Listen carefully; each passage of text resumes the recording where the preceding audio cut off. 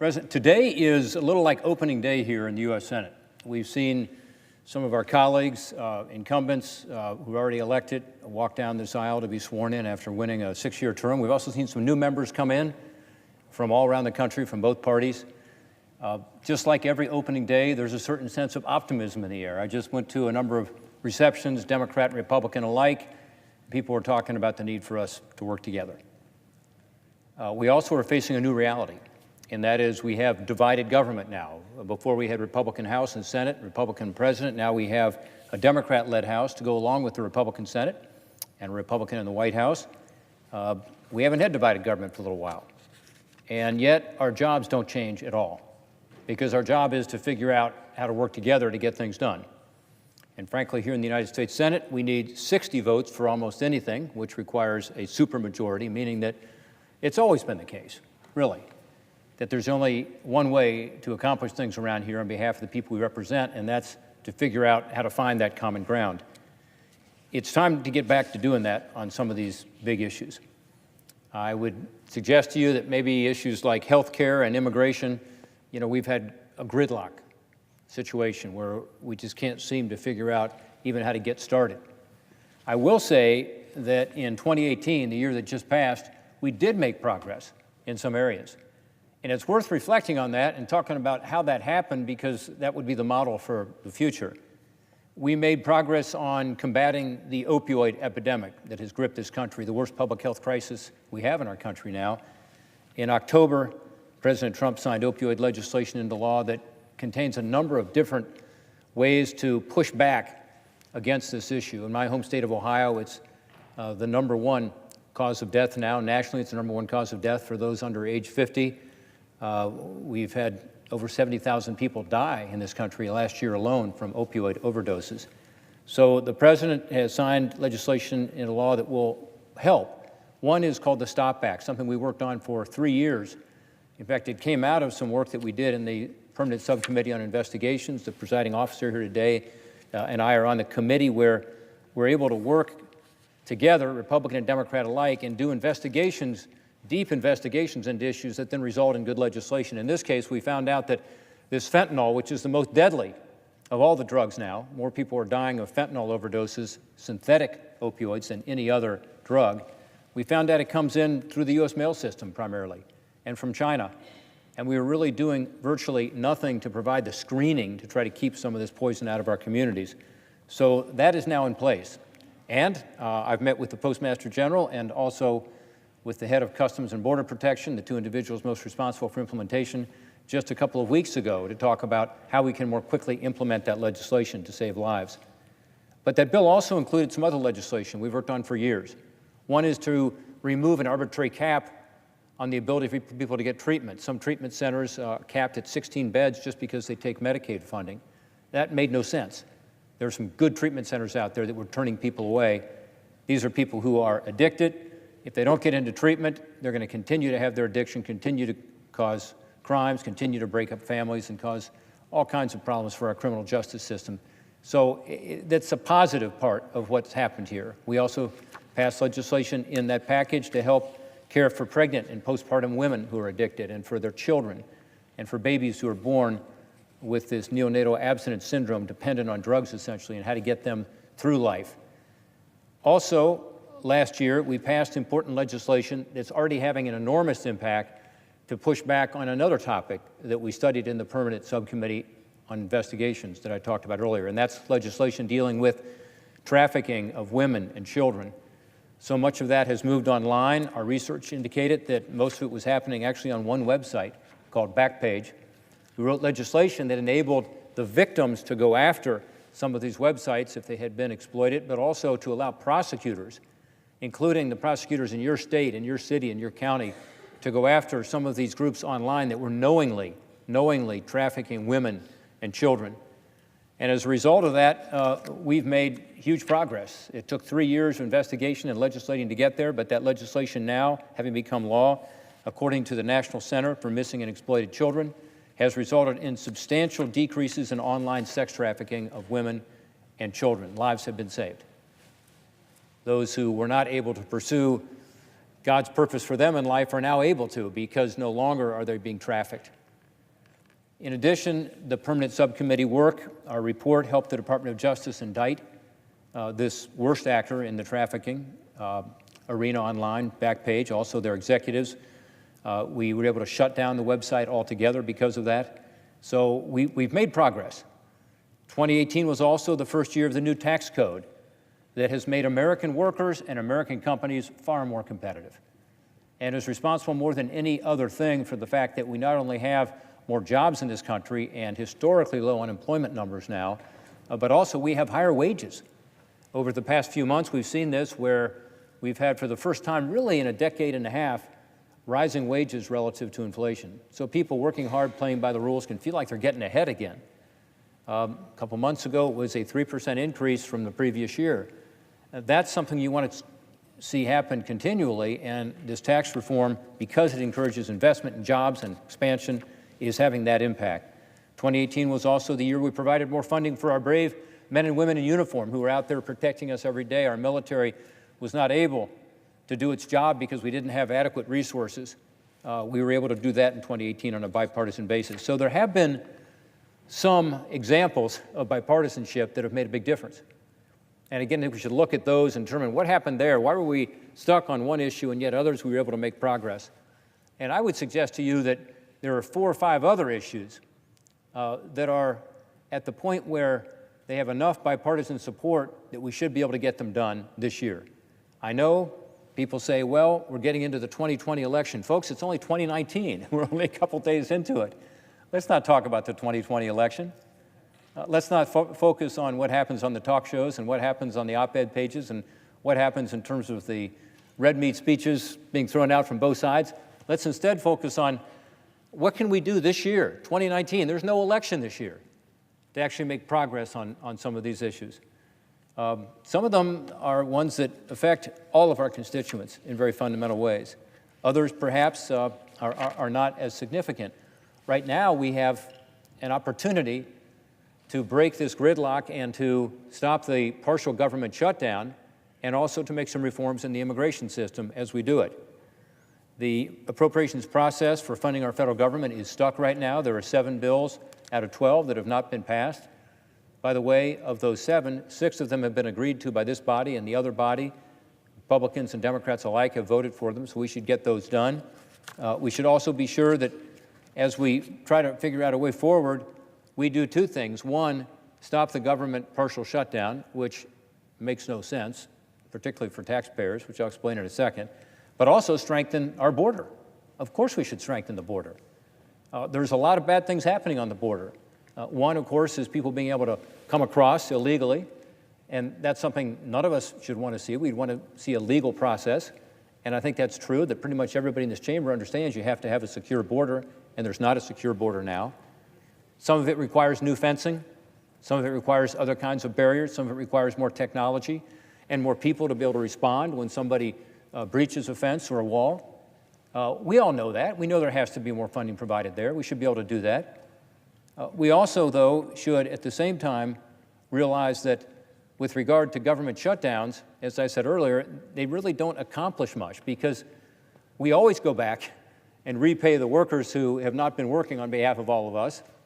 Taxpayers always end up in these shutdowns having to pay more, not less, because of the shutdown. I don't think it's political leverage in particular, because I do think that with regard to the shutdown right now, some of those who are more partisan on the other side of the aisle are happy to have it continue, thinking that's good for them politically. Let's take the politics out of it. Let's stop shutdowns altogether. There's legislation that's been introduced called End Government Shutdowns. Actually, the presiding officer, when he was in the House of Representatives, was one of the leaders on that and still supports this idea. The notion is, if you don't finish an appropriation bill or a continuing resolution expires, which is short-term temporary funding instead of an appropriation bill, but if that happens, instead of having a shutdown, what you do is continue spending from the previous year, and then slowly over time, 1% after 90 days, another 1% after 120 days, and so on, you reduce that funding to give the appropriations committees around here and our leadership some incentive to come to the table and to resolve the issues. I just don't think shutdowns work. I've never quite understood it, and again, from a taxpayer perspective, I don't think it makes much sense. We're going to reintroduce the End Government Shutdowns bill again next week, It's been bipartisan in the past. I hope it will be bipartisan next week when we introduce it. So let's get that done. And at the same time, again, let's figure out ways to have more security at our border. Everybody agrees with that. I hope we can find a way to get to some common ground here. Along with Senators Thune and Moran, I introduced legislation last year when we got into this issue. It would provide $25 billion over a 5-year period to support this plan for a more secure border, including the plan from the Trump administration, while at the same time providing legal certainty to those young people who came to the United States as children illegally through no fault of their own. Some have called these children, who are now young people, part of the DACA program. So you've heard that word, DACA, DACA. These are, again, people who came here as kids without going through the proper channels, but they shouldn't be punished for that. And so let's codify the administrative action that's been taken, and let's combine that with the funding. That seems to me to be one where Republicans and Democrats could each find some opportunity for a victory. The win-win would then allow us to reopen government and to move ahead with broader immigration reform, having had a little bit of success on at least one small part of the immigration issues that we face. I think this is an example where both sides can give a little. We don't have a shutdown anymore, and we can move ahead on some other important legislation. I want to talk about some of those other priorities that we could address this year easily because they're bipartisan. They've already been worked on for years in some cases, months in others. And frankly, just before we broke for the holidays, we came close to passing some of these. One is for us to reform the tax collection agency, the IRS. Everybody should want to do this because the IRS, once again, is not serving taxpayers as they should. I say once again because about 20 years ago, Congress took on this task, formed a commission. I was co-chair of it, actually, with Senator Bob Kerrey. And then we passed legislation to improve the customer service of the IRS, but also to give them more money for technology so they could do a better job with regard to enforcing the tax laws. At that time, the IRS was in really tough shape. They weren't answering the phone. When they did, they weren't providing the right information. The agency suffered from wasteful spending, from low workforce morale, from a lack of leadership and strategic direction. Guess what? That's happening again, all of those things. So now we have a new commissioner who's just been confirmed. I'm very hopeful that he'll make a difference there, but he needs our help legislatively to give him some tools to be able to use. And this new commissioner, along with his new team, is eager to have those reforms. They think it's a prime opportunity to, again, update what happens at the IRS and to be sure that it's serving taxpayers better. So my hope is that calls will begin to be answered again, that we will have correct answers when we call to find out, what the answer is to a tax law question. We've now simplified the tax law in certain ways. We've also made it more complicated in other ways with this new tax reform legislation, so there are lots of questions out there. So our legislation, I think, would be very helpful. 20 years ago, by the way, we decided to include an independent appeal of an IRS decision. Very important. To me, it's sort of a fundamental right that if the IRS is saying you're wrong about something, you should have the ability to appeal it and to have an independent forum. Over the last 10 years or so, the IRS has kind of moved away from that. The appeals have declined because the IRS has chosen to settle a lot more cases in tax court, costing taxpayers a lot more money. And so our legislation, that again has been bipartisan, will help to create a new independent appeals process. And again, the commissioner supports that. It's a way to ensure we have, frankly, more faith and confidence in the IRS by having that independent appeal. We also give more structure to what's called the IRS Oversight Board. This was established 20 years ago. It worked for a while. It hasn't worked for the past 10 years. It's basically not in existence anymore. So we say, well, let's establish this very simply so that it focuses on long-term strategic goals for the agency so it doesn't, again, fall back into the situation it's in now with bad technology, bad customer service, and so on, and set this oversight board up in the right way. Senator Ben Cardin and I have introduced legislation called the Protecting Taxpayers Act. Again, we almost got it done at the end of the year last year, just a few weeks ago. My hope is that we can get this legislation up and get it passed very, very quickly. We've already had hearings on it in the Senate Finance Subcommittee on Taxation and IRS Oversight, which I chair. My hope is that we can get that to a final vote very soon. Another opportunity we have is to expand retirement savings, something very important to a lot of my constituents who are finding themselves with a situation where they thought they had saved, but they haven't saved enough. People are living longer, healthier lives. And unfortunately, the amount they've saved in their IRA or their 401k or having their pension plan is not enough for them to have a secure retirement.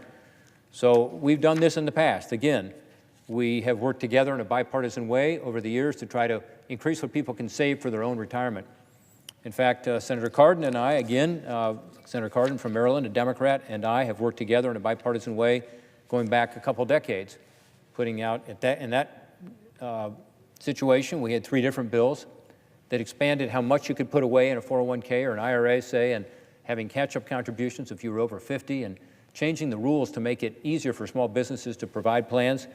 Unfortunately, it's time to do that again so that people can be able to set more aside for their golden years, to be able to have more peace of mind in retirement. The numbers are pretty interesting.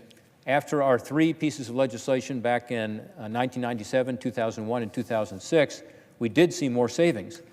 In fact, the nationwide growth of 401ks and other defined contribution plan savings, IRA savings, expanded pretty dramatically.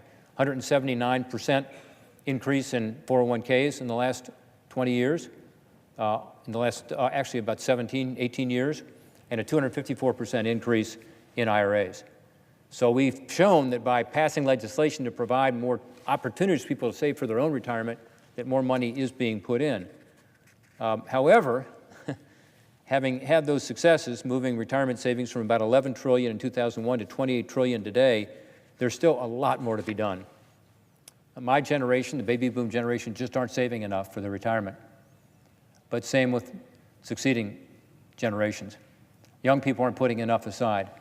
And we need to give them that incentive to do more because, frankly, that's a much more effective way for us to both improve their chances of having a secure retirement, not depending solely on Social Security, but also to help our economy because more savings is a good thing for our private sector economy. Even today, only just over half of employees who work in private companies have a company health care plan. I think they should all have one. We should make it so easy that every company says, you know what, you come work for me and I'm going to provide you a 401k. And maybe it's a simple plan, which is something that we want to work on to try to create a new, very simple plan for small businesses because a lot of small businesses don't have the professionals, the HR people, the human resources people to do it. So that's part of what we have in our legislation. We need to do more to help part-time workers in particular. We need to do more to ensure that the smallest businesses have an opportunity to have savings plans. So before the end of the year, we introduced this legislation just a couple weeks ago. It's called Portman Cardin 2.0, the Retirement Security and Savings Act. It has more than 50 provisions. And again, it's a culmination of many years of work with various stakeholders to come up with stuff that makes sense. Among other things, it establishes new automatic enrollment safe harbors. It does raise the catch-up contribution limits. It allows individuals to make additional catch-up contributions after age 60. It would also expand the saver's credit for low-income families and make that refundable. And to ensure Americans don't outlive their savings, the bill exempts any savers with less than $100,000 in aggregate savings from the currently required minimum distributions from your 401k or your IRA. Right now, at age 70 and a half, you've got to start taking it out. And for many people who are working into their 70s, this makes no sense at all. So you've worked your whole life, you're still working in your 70s, as my dad was, and you're told, you got to start taking out your money from your retirement account or we're going to penalize you. So we say if you've got less than $100,000 in savings, you shouldn't be subject to the minimum requirements at all. And for others, we raise it from 70 and a half up to 75 years old over time to ensure, again, that those who are in their 70s don't start depleting their retirement accounts when they may well need them, living, again, longer and longer lives. So let's continue our work to focus on helping people save for their own retirement. And that's something we can do on a bipartisan basis. We also have a little issue that is growing dramatically with regard to defined retirement plans, defined benefit plans, not defined contribution plans like a 401k, and specifically in the what are called multi-employer plans. You may have heard about this, but if you haven't, you probably will if we don't do something, because it looks like by the year 2025, the federal insurance program called the Pension Benefit Guaranty Corporation will go insolvent because of these plans not being properly funded. Some of these plans are very big. There are about 60,000 people in the state of Ohio who are in one of the plans, the Central States plan, that if it goes belly up, will result in the PBGC, the Pension Benefit Guaranty Corporation, going belly up. And then that insolvency creates problems for all plans, including single employer plans, not just these multi-employer plans we're talking about. So we need a bipartisan solution for that. We came close to it last year. We had a joint select committee formed to look at it. But again, that should be bipartisan, really nonpartisan. We don't solve this problem, it's going to have a big impact on our economy, as not only does the federal guarantee program go bankrupt, but a lot of businesses that rely on that are going to go bankrupt as well. Finally, to continue our progress in combating the opioid epidemic we talked about earlier, we need to take the next step. There's new legislation called Comprehensive Addiction and Recovery Act 2.0, referring to the same legislation, Comprehensive Addiction Recovery Act, CARA, that was passed here in this body 2.5 years ago. That legislation is to do more in terms of treatment, recovery, and specifically prevention.